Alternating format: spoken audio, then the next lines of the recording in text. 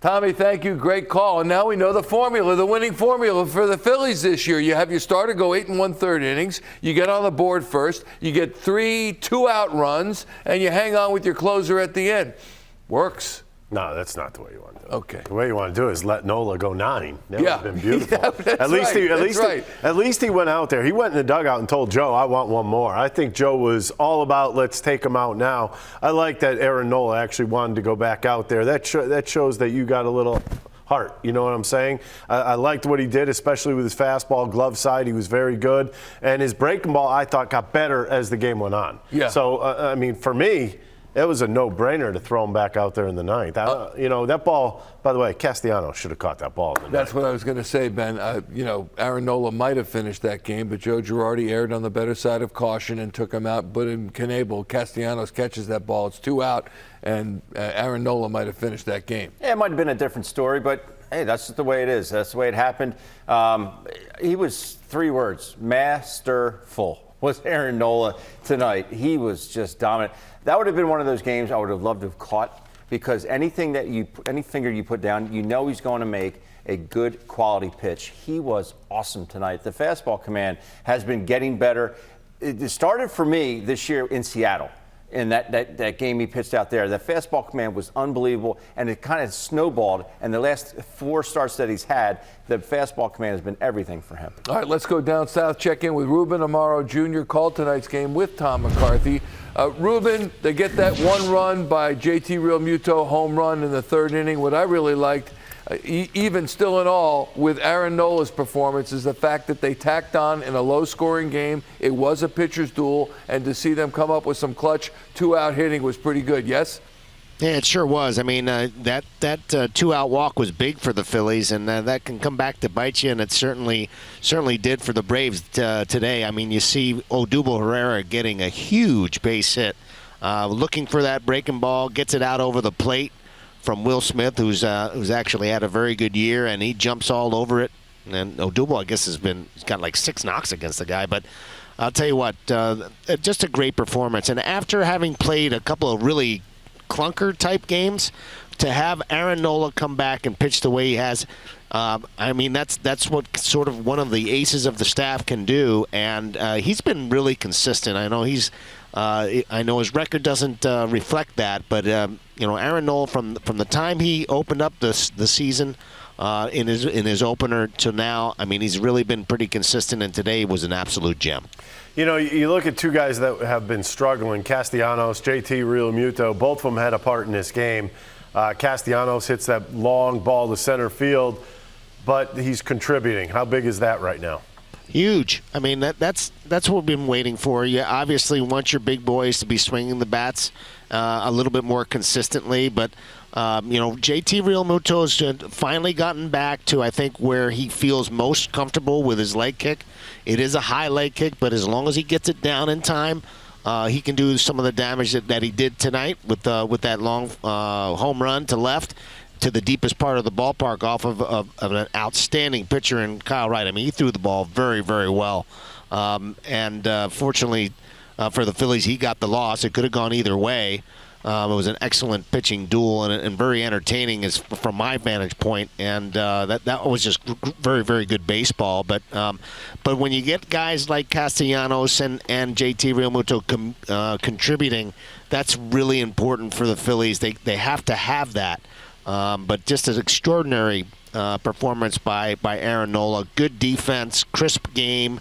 And it's nice to be able to play a nice, crisp, clean game after a couple of tough ones. Wait a minute, this isn't the Aaron Nola that would get 2 strikes and automatically go to off-speed pitches. No, he's dotting fastballs. Oh my gosh, he still has life on that fastball. Let me quicken it up. You start early, you don't read spin, you're punched out. Yeah, here's some irony. Since opening day. Some irony to go with what Ben said. Ozzie Albies struck out twice tonight. One on a 1-2 count. That was a 4-seam fastball. His second time was a 1-2 count. That was a curveball.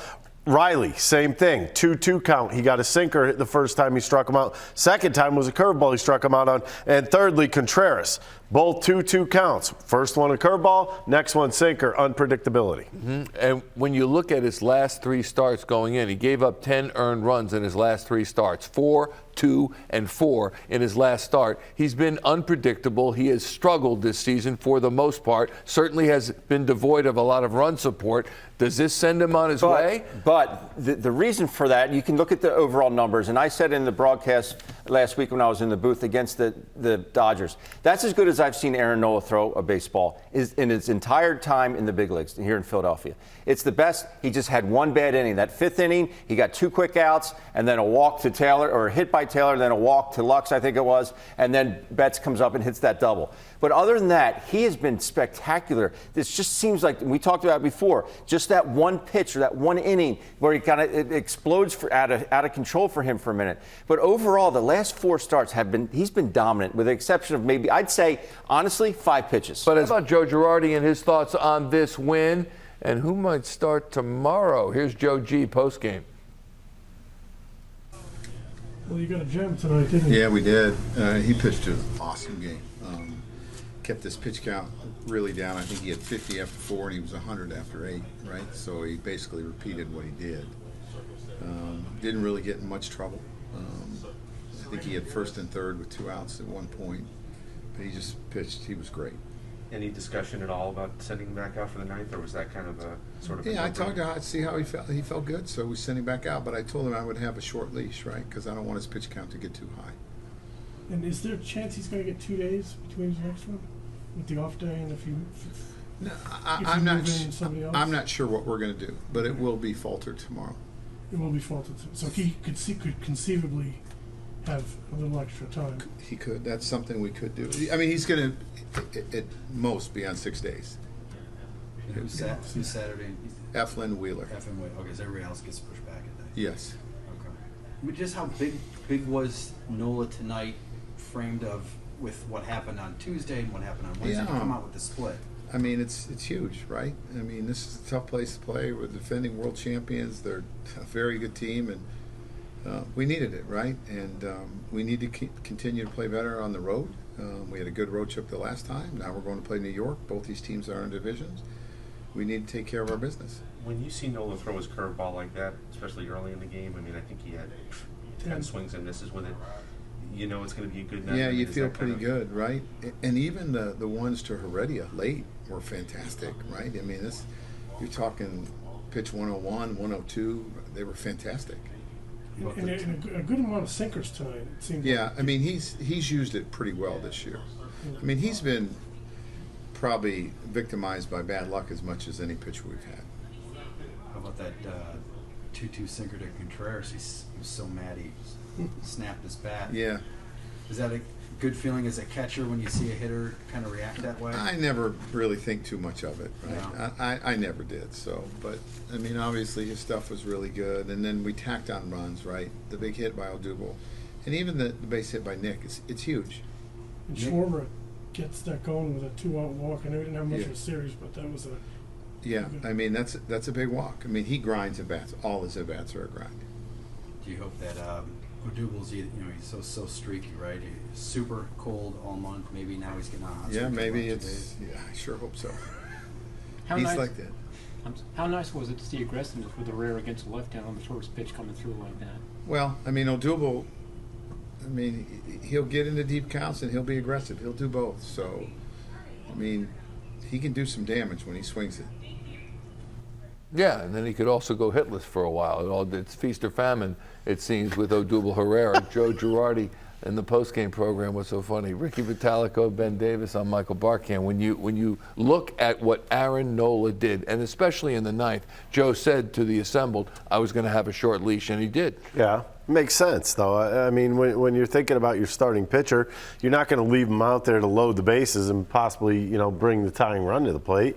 He figured, all right, he got an out. If he can go 1, 2, 3, I'm going to keep him in the game. If he doesn't, he's coming out. Yeah. Bottom line. Zach Eflin could have pitched tomorrow. He's not. Bailey Falter is going to come up. He was scratched 3 days ago from his start in AAA. So it would have been Zach Eflin's 3rd start in 10 days. He could have been pitching on normal rest at this point, but Joe Girardi elects to push him back a day and bring up Falter. Yeah. I like it, but what do you think? I don't like it. They have their reasons, and we just heard that, hey, he's not having enough time.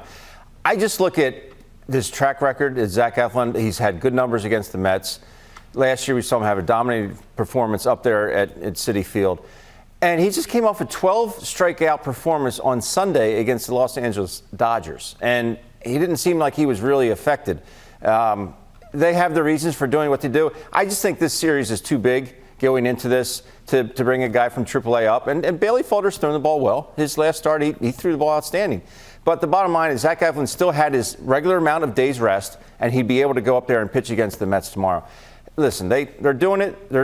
They seem like they have no qualms about it. It's just they're making that decision and they're sticking to it. Yeah, I think I don't understand it. I think sometimes Joe still thinks he's managing the 2009 Yankees and not the 2022 Phillies. It's not the same, you know. Wait a minute, you don't. I mean, hey, I'm the first one to bash anybody, but I mean, you don't know if maybe Eflin has a little issue with his arm. You don't know anything. Maybe he so does. we don't get told that kind of stuff. So you could just surmise. Mm-hmm. I just think jumping at Joe on this one, not yet. And I don't think that's not Joe's call. That's Whose call is it? I don't know. I think it's coming from above him. You do? I do. Okay. Yeah. All right.